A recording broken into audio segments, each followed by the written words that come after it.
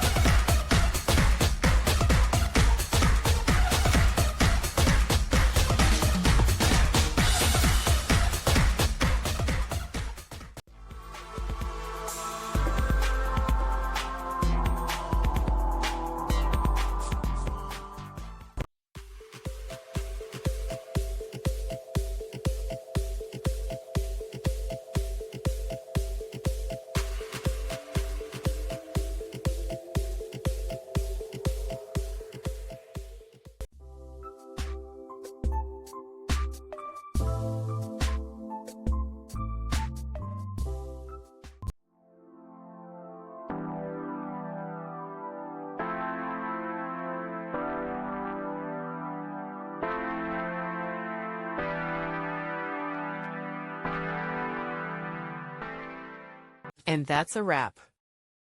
I hope you found the answer you were looking for. If you did, take a second to hit that subscribe button. It really helps out. And let me know in the comments which solution worked best for you. See you next time in the debug zone.